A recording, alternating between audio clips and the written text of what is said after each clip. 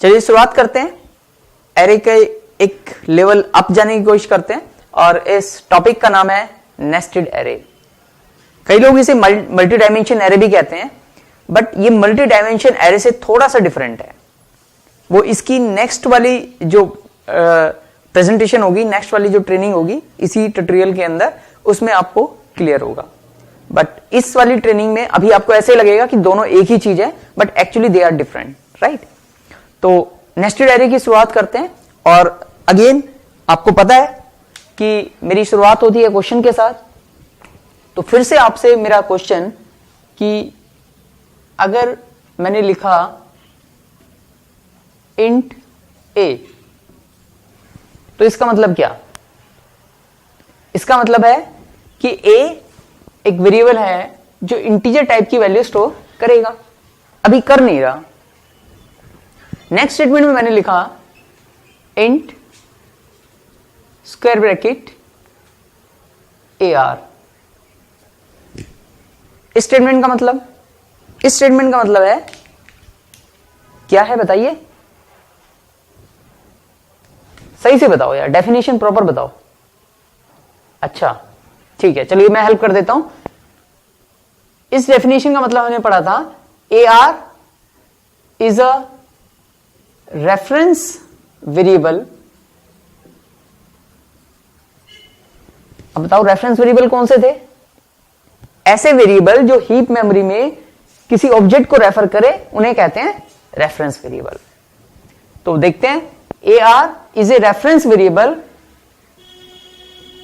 Which will hold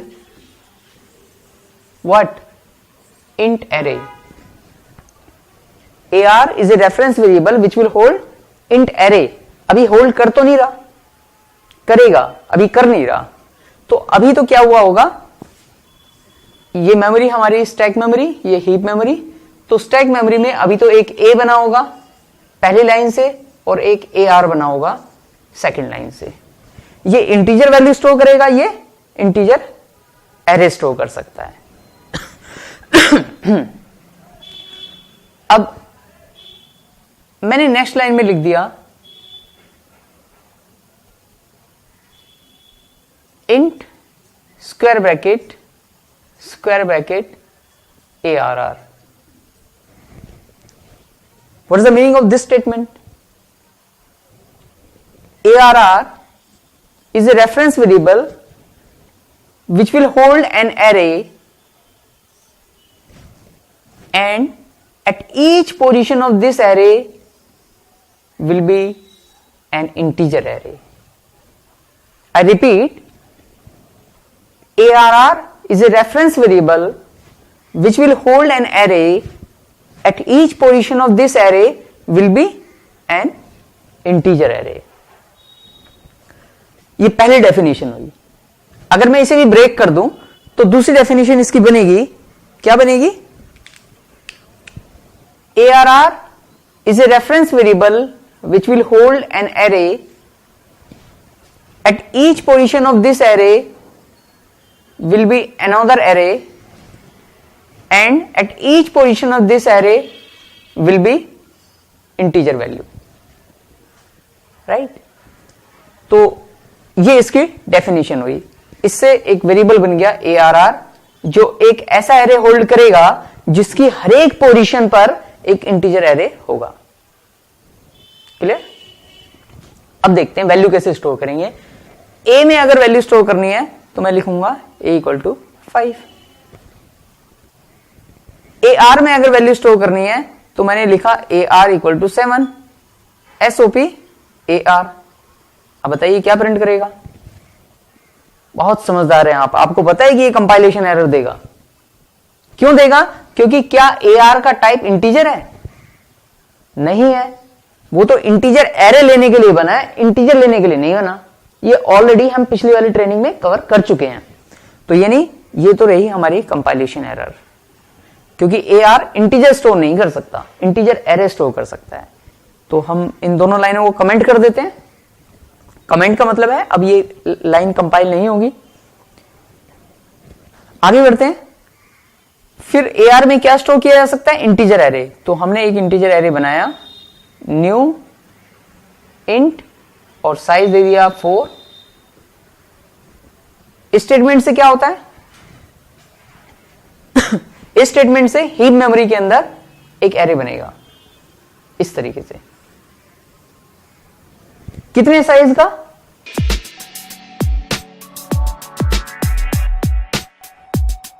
4 size का।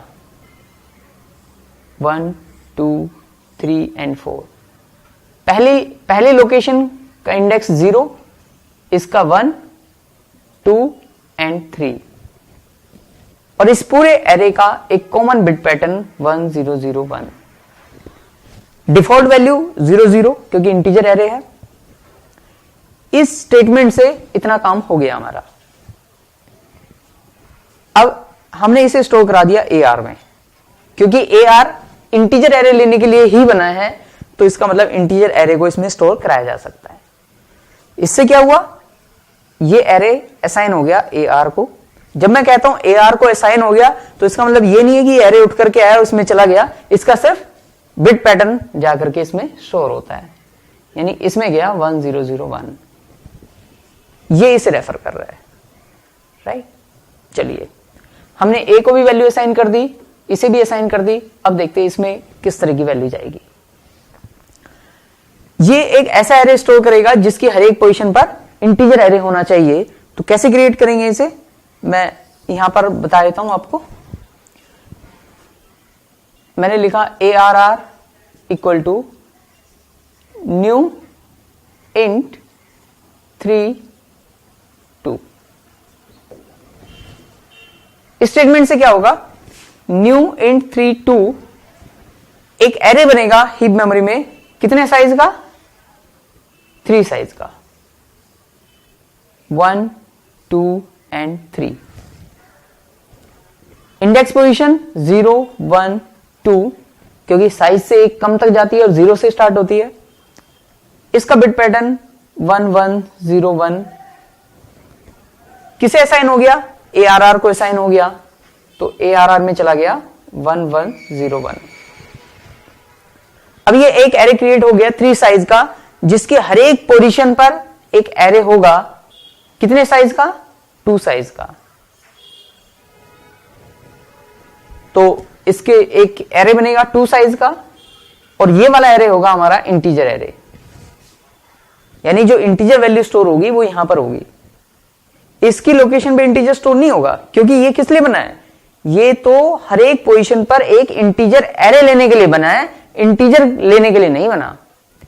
तो जो पहला एरे बनेगा 2 साइज का 0 1, इसका बिट पैटर्न होगा कोई, मान लीजिए 1 1, तो 1 1 आकर के यहां पे स्टोर होगा।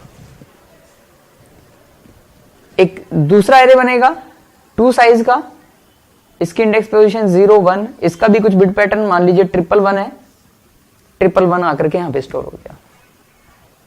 एक और एरे बनेगा 2 साइज का 0 1, मान लीजिए बिट पैटर्न है 4 टाइम्स 1 आकर के यहां पे स्टोर हो गया, राइट। तो इस स्टेटमेंट से हमारा ये एरे बन गया। अब जो इंटीजर वैल्यू स्टोर होनी है वो यहां पे स्टोर होनी है, क्योंकि हमारी डेफिनेशन ये कहती है ARR is a reference variable which will hold an array at each position of this array will be integer array। अब मान लीजिए मुझे यहां पे स्टोर करना है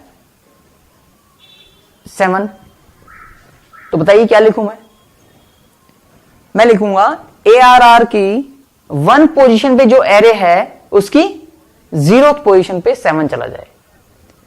तो कोड में देखते हैं क्या लिखेंगे। ARR की 1 पोजीशन पे जो एरे है उस एरे की 0th पोजीशन पे क्या चला जाए 7। हमें पता है राइट हैंड की वैल्यू लेफ्ट हैंड को असाइन होती है, तो 7 असाइन हो जाएगा कहां पर? ARR की 1 के 0 पर।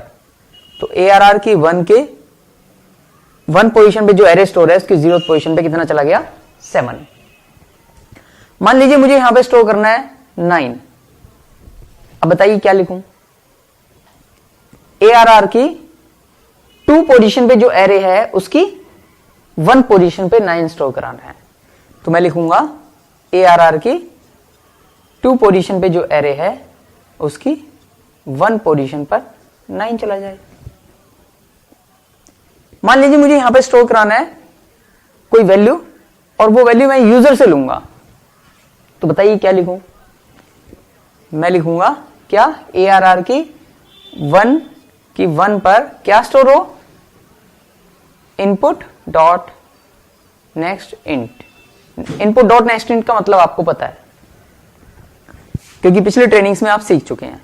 तो जो भी यूजर डालेगा वो कहां चला जाएगा? ARR की 1 पर, यानी यहां पर जाकर के स्टोर हो जाएगा जो वैल्यू यूजर ने डाली। अब मान लीजिए मुझे इसका और इसका सम यहां पर स्टोर कराना है। किसका? एक तो इस पोजीशन का और इस पोजीशन का सम यहां पे स्टोर कराना है, तो क्या लिखूंगा?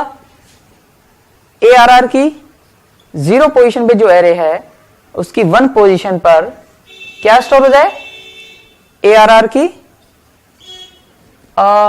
1 पोजीशन पे जो एरे है उसकी 0 पोजीशन, यानी ये वाला, प्लस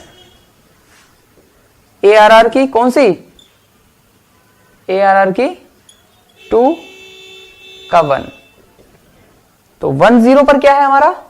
7 प्लस 2 की 1 पर क्या है? 9। दोनों का सम हो गया 16, जाकर के कहां स्टोर हो जाएगा? ARR की 0 1 पर, यानी यहां पर हमारा आ गया 16। क्लियर? मान लीजिए मुझे ये वाली वैल्यू प्रिंट करानी है, तो क्या लिखूंगा? मैं लिखूंगा SOP ARR की 0 पोजीशन पे जो एरे है उसकी 1 पोजीशन की वैल्यू प्रिंट हो जाए। अगर मुझे ये प्रिंट करानी है तो क्या लिखूंगा? SOP ARR की 1 की 0। राइट? तो इस तरीके से आप कोई भी वैल्यू स्टोर करा सकते हैं, प्रिंट करा सकते हैं, या कोई और कैलकुलेशन अगर आपने परफॉर्म करनी है तो वो कर सकते हैं। इन्हें आप एक्सपेरिमेंट करके देखिए और उसके बाद फिर हम आगे क्वेश्चन एक्सरसाइज आपके लिए हैं जिन्हें आप अटेम्प्ट कर सकते हैं।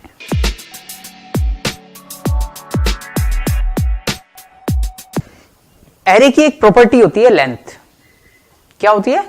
लेंथ, जिससे आप किसी भी एरे की लेंथ का पता लगा सकते हैं। हालांकि साइज से वैसे भी पता लग सकता है, लेकिन इस प्रॉपर्टी की आपको जरूरत पड़ेगी। हो सकता है नेक्स्ट ट्रेनिंग के बाद जो क्वेश्चंस मिले उसमें जरूरत पड़ जाए, तो जब जरूरत पड़ेगी तो आपने खुद ही दिमाग लगाना है कि यहां पर मुझे साइज ना लेकर के ARR डॉट लेंथ यूज करना है। चलिए थोड़ा सा एक्सप्लेन मैं आपको कर देता हूं इसके बारे में। मान लीजिए आपने एक एरे बनाया int square bracket ARR equal to new int 4। अब इस एरे का साइज कितना है? 4 है। इंडेक्स कहां तक जाएगी? 0 1 2 3 तक। राइट? अब मैंने लिखा SOP ARR डॉट लेंथ, तो क्या प्रिंट करेगा? 4, क्योंकि लेंथ कितनी है? 4। आप चाहे तो SOP में डालें या आप किसी वेरिएबल में भी स्टोर करा सकते हैं। A equal to ARR dot length. तो A में कितना गया? 4। अब इस A का जो भी करना है आप वो कर सकते हैं। आप चाहें तो इसे लूप चलाते वक्त भी यूज कर सकते हैं, जैसे 4 int I equal to 0 I less than कितना? ARR dot length I plus plus, क्योंकि लूप लेंथ से एक कम तक ही चलेगा। तो इस तरीके से आप इसे यूज कर सकते हैं। एक क्वेश्चन आपसे, मान लीजिए मैंने एक एरे बनाया, यहां पर बना देता हूं मैं, int square bracket AR equal to new int 3 2। Heap memory में क्या हुआ होगा? ये स्टैक, ये हीप मेमोरी में एक एरे बना होगा 3 साइज का, 0 1 2 बिट पैटर्न 1 0 0 1 असाइन हो गया होगा AR को। इसकी हर एक पोजीशन पे एक 2 साइज का एरे 0 1 0 1 0 1। मैंने लिखा SOP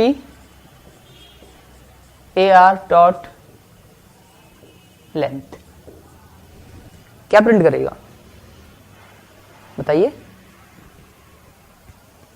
AR के पास किस एरे का बिट पैटर्न है? इस एरे का, तो ये लेंथ इसी की बताएगा, यानी क्या प्रिंट करेगा? 3। मान लीजिए आपको इसकी लेंथ पता करनी है, इसकी 1 पोजीशन पे जो एरे है उसकी लेंथ, तो इसका बिट पैटर्न किसके पास है? AR की 1 पोजीशन पर, तो हम क्या लिखेंगे? SOP AR की 1 डॉट लेंथ। अगर आप यहां पे I रख देंगे लूप के अंदर, तो जब I 0 होगा तो इसकी लेंथ पता लगेगी, जब I 1 होगा तो इसकी लेंथ, I 2 होगा तो इसकी लेंथ। तो इस तरीके से अगर लेंथ अलग अलग भी हो तो भी आप इस प्रॉपर्टी का यूज करके पता लगा सकते हैं।